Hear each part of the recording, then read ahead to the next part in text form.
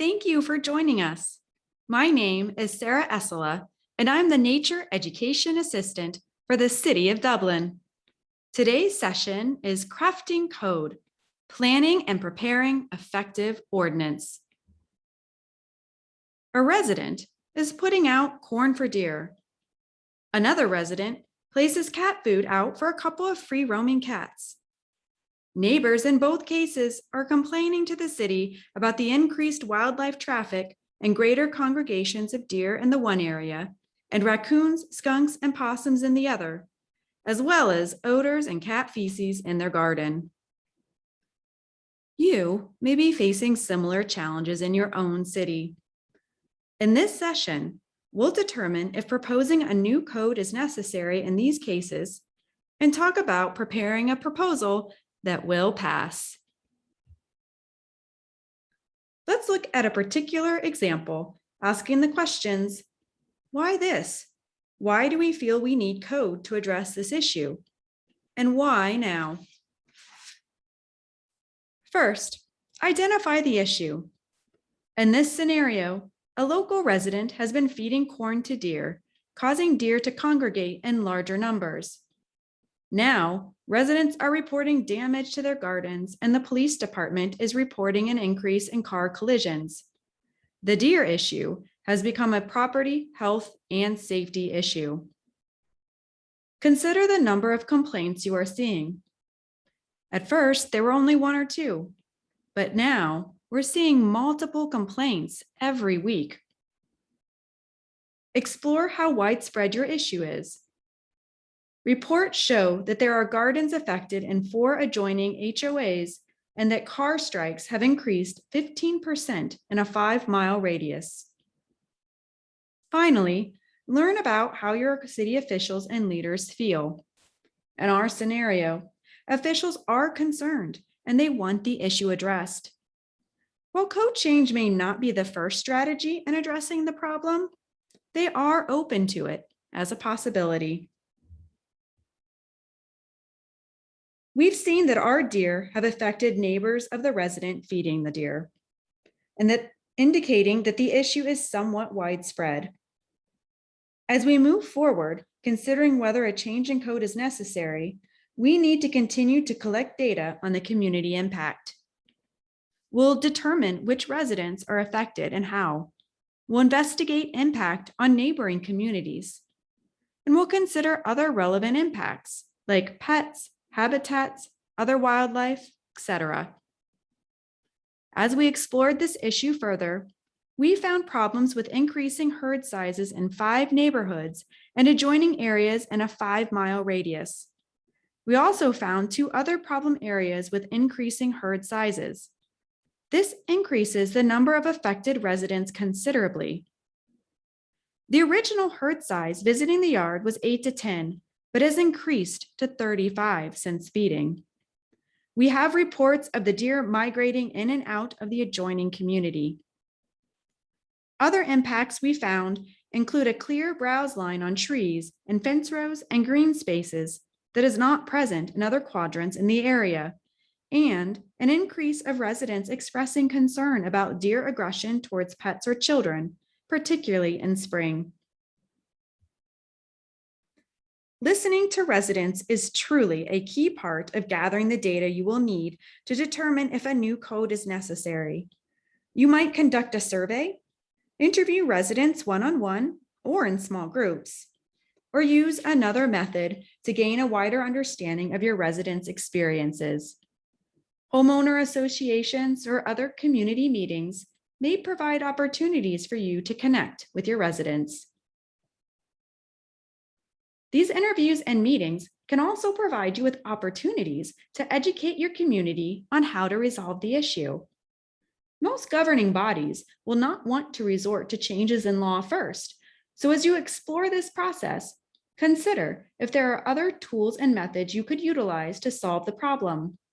You might increase signage in deer crossing areas, provide education to neighbors on what they can do to deter deer from eating their gardens, and, of course, reach out directly to that neighbor feeding the animals. While it can feel intimidating to have those conversations, It may give you some better insight on the motivations of the individual, and you may be able to resolve the situation by other means. And if your solutions are unsuccessful in solving the problem, you will have that data to present along with your proposed code. If you feel via your community, as some code is pushed by the residents, that code is going to be the best way to address the issue, begin to consider who will need to be involved. Identifying and involving your stakeholders will be key to your success. Begin to think about who will be the party responsible to research the issue, compile facts, and initiate an addition or change to code. Will that be an animal manager, parks director, maybe even the police? Who can present proposals before the governing body?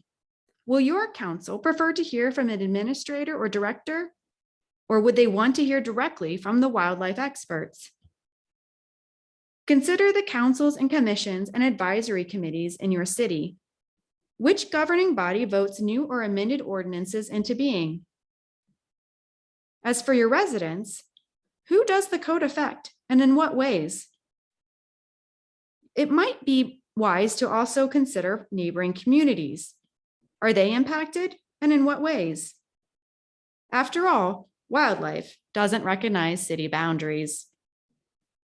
Residents and local communities, your governing body, and those preparing the actual proposal will be your stakeholders as you work through this process. Now it's time to hit the books. You'll want to review current ordinances and identify the ones relevant to your issue. Check to see if there are any outdated. Perhaps amending a current code will be the solution to your problem. Also, check to see if any existing code would contradict your proposal. And looking at what other cities have done can help you craft your own ordinance. Let's look at an example. This ordinance states, no person shall provide food for dogs, cats, feral cats, deer, geese, ducks, raccoons, fowl, or other wild animals or wildlife by setting out such food in any public property or within a 100-yard radius of any private residence or public right-of-way. This section does not apply to animals owned by that person or to songbirds fed from a stationary bird feeder. This type of law, already on the books, provides for enforcement in this deer feeding example without inhibiting residents from feeding birds. A new code, then, may not be necessary. Another community has a no feeding ordinance that is only enforceable when there is property damage or nuisance to others. While we do not want to be vague in proposed wording of municipal code, many wildlife situations happen on a spectrum and are fluid. Laws that allow for enforcement to adapt to that spectrum are ideal. The disadvantage might be that too much subjectivity could enter the situation, and a council might reject that unless specific parameters can be set around words like nuisance and damage, defining them carefully. Start compiling the facts. You may find that some wildlife issues are singular incidents or limited in scope to specific residents or neighborhoods, yet they beg for community-wide enforcement capability. Law enforcement cannot help us much with a major problem in one neighborhood if the activity going on is not an enforceable act. In our community, local residents have been feeding deer for 35 plus years on properties that were agricultural up until about 10 or 15 years ago. Pockets of families in the city still feed or put out salt blocks, which were less of a problem then, and now a big problem in small pockets of the city where the human population is doubled. Having the facts can demonstrate that this singular act is having an outsized problem. We might end up communicating that normally an average of 3 to 6 deer were seen traveling through backyards each morning with minimal damage to landscaping and gardens.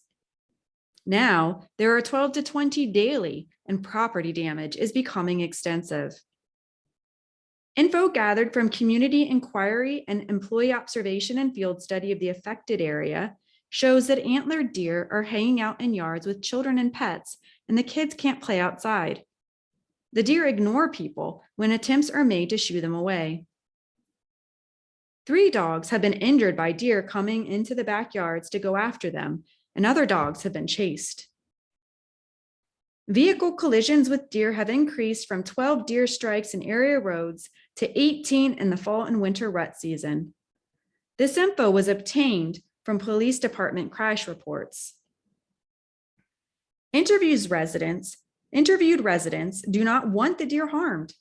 They enjoy seeing the deer, but they also believe that by leaving the deer alone to find their own food, they will not congregate in these higher concentrated groups that also act tame and just hang out for hours. In short, feeding wildlife can be a safety issue for any or all residents when the wildlife becomes habituated, so that while the activity is occurring in limited pockets throughout the city, at some point, it may be in the best interest of the entire community to enact a more enforceable law to restrict feeding. As you compile your facts, do highlight health and safety issues. The city can address some issues under a health and safety ordinance. And if your ordinance addresses these concerns, the community is more likely to act quickly. Be prepared to back up your health and safety concerns with solid data and excellent communication. With an increase of misinformation and a distrust of science, we need to be prepared to address possible conflicts calmly and persuasively. Moving forward, consider timing. An advisory board might recommend tabling a proposal if council or commissioners are overwhelmed with other issues currently. A deer feeding situation that has been going on for some time might need to be addressed at a later date. In the meantime, strong public education campaigns and safety info may help in the short term. However, if you feel you have strong health and safety issues, that may trump the other issues before council. An increase in car strikes or danger to children and pets may be very compelling, even to an overburdened council. Now it's time to start writing. Looking at similar laws and how terms are defined and code is written can help guide you how you want to prepare the proposed ordinance. Cities across the country utilize very similar wording with variations of emphasis, depending on what a given city experiences as its most pressing animal issues. Legal will draft the proper language once a proposal passes, so we do not need to be legal experts to write a quality proposal. Identifying confusing or conflicting code in other municipalities' animal ordinances can help us write more clearly and concisely. Knowing what not to do is just as educational as knowing what to do. In summary, be clear, concise, precise, and accessible. Keep on point, keep it short, stay targeted, and write so residents can understand, and you will have an excellent ordinance. Now, you'll want to make sure that your code is enforceable. Let me give you an example. Some municipalities have laws in the park section of the code that is not included in citywide code. Dublin, for example, has a no feeding wildlife law in city parks and open space. But under the general city animal and wildlife codes, the only regulation is a no feeding waterfowl regulation. This was enacted years ago as a necessary and important part of the goose control program.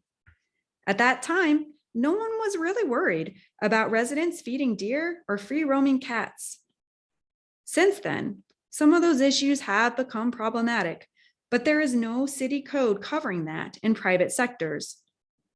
Many residents think the park laws cover all of the city, but typically, the folks who engage in such unrecommended feeding are not aware of the laws at all or disregard them. Like many cities, the goal is not to write tickets and cite people, but to talk to them, educate, and seek cooperation. However, at times, we simply need to be able to enforce on a behavior. So having that well-written law helps keep the entire community happier and healthier. Not to mention those poor deer who really should not be eating a lot of corn. Some municipalities run proposals through a review process so that the voting body is seeing proposals that have already been vetted and are sure to warrant their attention. This could work very favorably for a proposal. Any proposal that does not pass this vetting process also might get some good feedback on why it is not passing.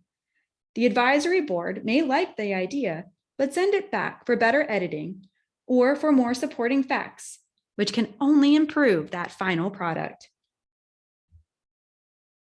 Who is the best person to present the proposal before council? Often, this will be a director or administrator the governing body normally would hear from and be able to ask questions. Sometimes, as with a technical project such as an engineering plan or a specialty field like wildlife, this may also involve the experts like the wildlife manager. Anyone presenting before the council should be well rehearsed ahead of time and practice answering questions the governing body is most likely to ask. Councils generally like brief and concise information, and supporting data should be in an easy to understand format. On the other hand, sometimes a proposed need for a new law or amended law can be advanced in email or e-file format, or even a quick virtual meeting.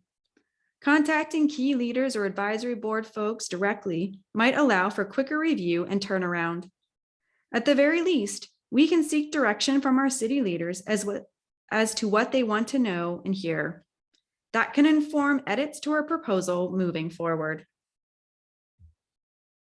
Once council determines they do want to review and look to pass an amendment or law, we should have prepared a public information plan as to how this change will be presented to the community. Not all residents follow council proceedings or published results. Working with public information officers or PR departments, wildlife managers can roll out some positive and creative information to explain any changes or additions we want to communicate and we want the community to be educated about. Perhaps we'll do a "Did you know?" Feeding wildlife can be hard on wild animals and can put people and pets at risk campaign, or another educational campaign that can include the legislation.